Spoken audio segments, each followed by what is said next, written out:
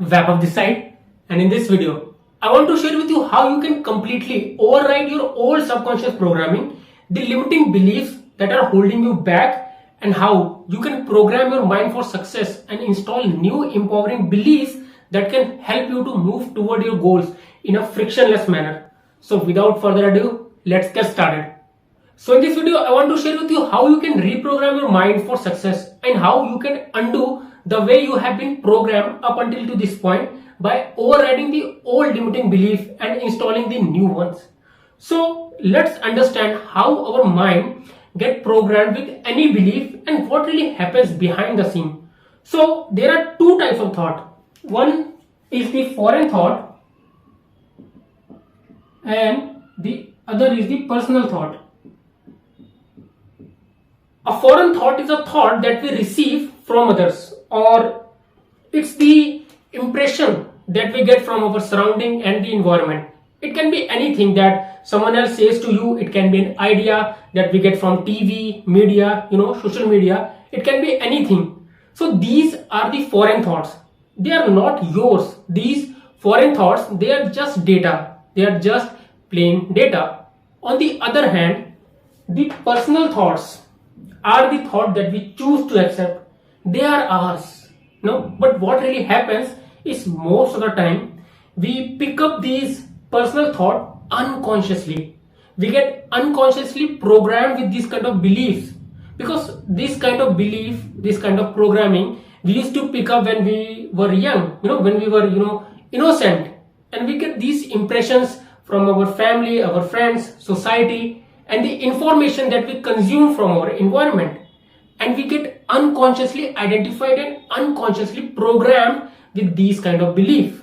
So when we receive a foreign thought and we attach emotions to it, it becomes a personal thought.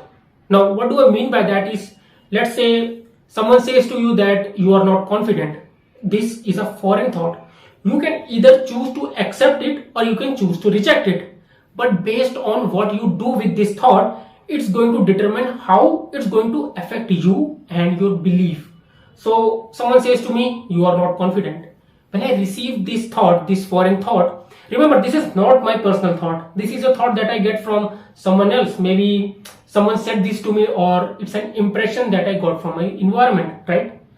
If I reject it, it is not going to have any effect on me. However, if I accept it and attach emotions to it, now it has the potential to become a belief and eventually a conviction. Now, it is going to make more sense when we go through this subconscious reprogramming cycle. But for now, understand that majority of the time, the belief that we subscribe to and operate from are not even ours, and they were picked up by us unconsciously, right?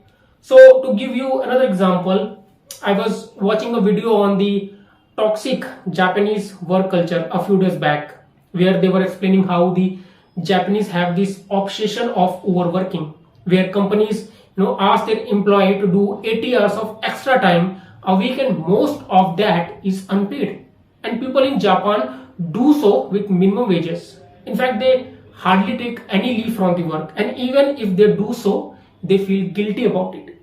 Dying due to overwork and exhaustion is so common in the Japan that they even have a term for it, karoshi, which simply means death by overwork.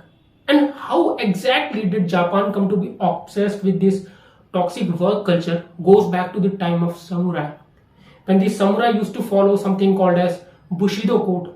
The Bushido code is built on three pillars like daily diligence, commitment to excellence, and employer loyalty.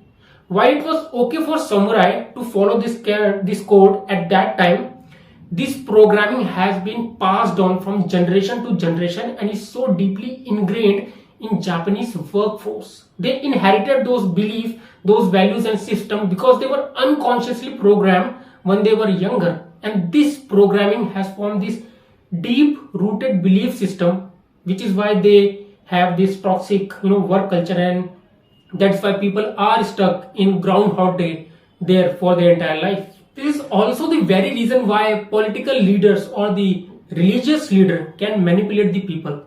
They present them with an idea, with a thought, and then they get people so emotionally charged with that idea. There is so much emotional intensity behind that thought that people literally lose their consciousness and they start to do the things that these people, these leaders want them to do. So now let's see how this programming really occurs. So what I need you to understand is that it all starts with a thought. So a thought comes in, let's say that I am not confident.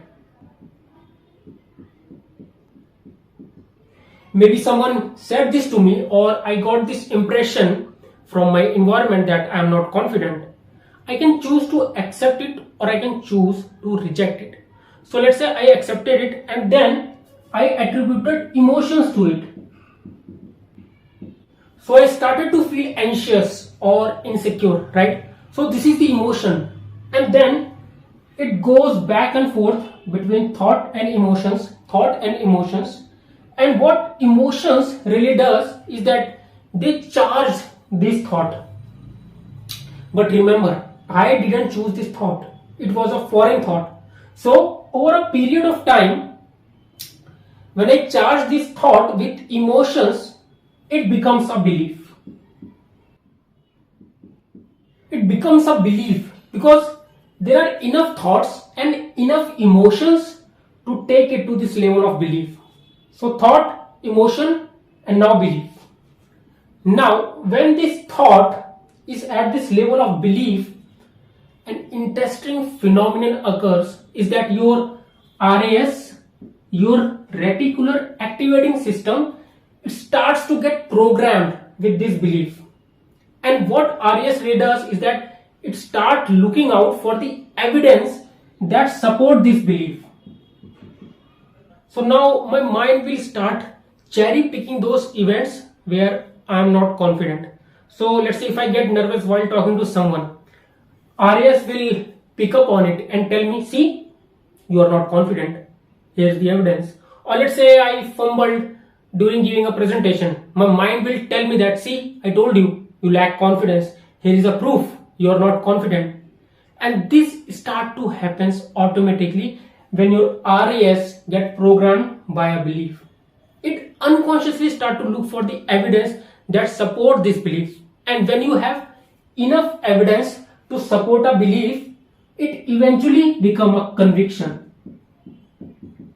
And conviction is something that we never question. We just accept it as it is.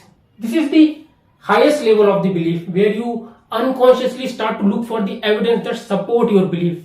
And more evidence you look for, the stronger and stronger this conviction gets. Because remember, you always get what you are looking for. Your reality always confirms your assumption.